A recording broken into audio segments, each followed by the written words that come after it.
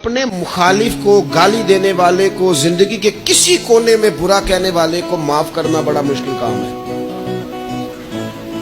کسی شخص نے 30 سال پہلے بھی کبھی آپ کو کوئی سخت لفظ کہا ہو تو وہ بندہ سامنے آئے تو بات یاد آ جاتی ہے، یار اس نے یہ کہا تھا۔ باتیں کھٹکتی ہیں۔ کسی مقام پر کھڑے ہو کر کسی جگہ پر کسی بندے نے آپ کو تکلیف دی ہو، بندہ اس جگہ پہ آئے تو وہ چیز کھٹکتی ہے، لیکن یہ اعزاز صرف رحمت للعالمین محبوب کا ہے کہ حضور کے سامنے جب وہ لوگ پیش ہوئے، حضرت وحشی جیسے کہ جنہوں نے پورا وجود کاٹ دیا تھا حضرت امیر حمزہ کا اور کان ناک آنکھیں نکال دی تھی، انہوں نے آ کے عرض کی حضور ہمارے جیسے گناہگار بھی آئیں تو معافی ہو جاتی ہے۔ فرمایا ہو جاتی ہے تو پڑھ کلمہ، ہم فوراً ہی معاف کر دیں گے۔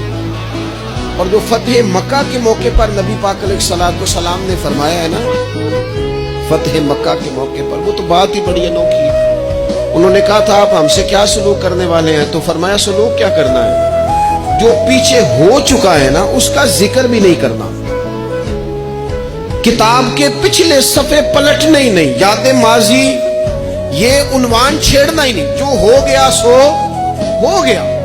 یہ خاص رحمت کاملہ اللہ تعالیٰ نے اگر عطا فرمائی ہے تو میرے اور آپ کے پیارے رسول ہی کو عطا فرمائی۔